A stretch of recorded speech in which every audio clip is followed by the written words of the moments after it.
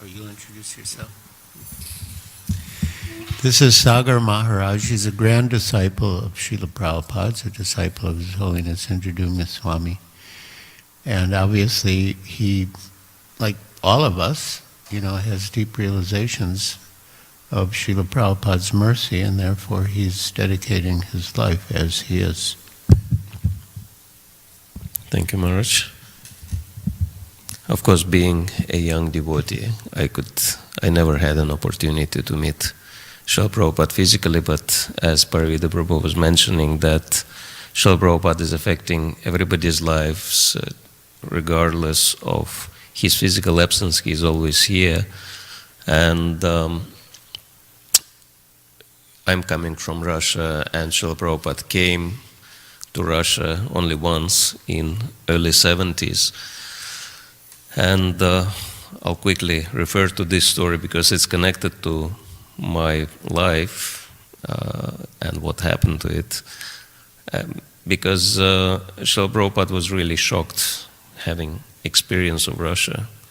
Of course, he only had experience of India and Western world, where people tend to be very personal, and at least they smile when you look at them, right? But in Russia, no one smiled. The whole country was so depressed, and he was saying that it was so poor that even taxi drivers were begging for change, for little money, etc.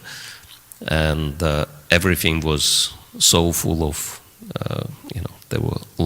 people were lining up to buy anything, like even few bananas, people would have to queue up for hours, or apples, and Shyamasundar Prabhu was spending so much time running around trying to get something for Srila Prabhupada to eat. And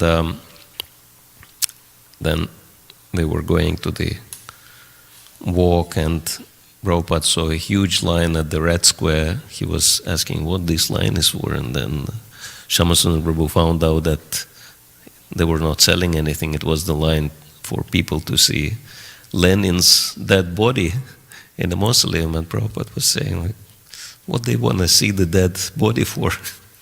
Don't they understand that he's not there, etc. And then he was so shocked to see the reality of this country. He said, this is what's happening when people are deprived of God in their lives. And then he made a very interesting statement. He said, but when the people of this country will start chanting Hare Krishna, this demoniac system will collapse on its own. And then, of course, we know he set up the process, and from this one visit, Krishna consciousness started spreading all over not only Russia, but all the 15 countries which were comprising, the Soviet Union was comprising of. And in my youth, because I was coming from the background wherein my ancestors were heavily prosecuted by communists, and they've lost a lot. And so I was thinking, these are real enemies, and I have to free my country from this evil. And I wanted to dedicate myself to, fighting against the communist rule. And I was thinking, even if I'll be killed, I don't care. At least I'll do my little bit, and then other people, will finish it up, etc. And so I was basically spreading the anti-communist propaganda, and then I was followed by KGB. I was nearly put to jail, but then my parents, who had some contacts, they were telling, no, he's actually improving, and he's going to join the army, which was the sign that I'm really changing. So they let that happen. And when I joined the army, in there I continued spreading the anti-communist propaganda. And then they caught me there, and they said, you got the last chance, you didn't use it, so we're going to put you to jail. Not even to jail, but I had to face really heavy consequences.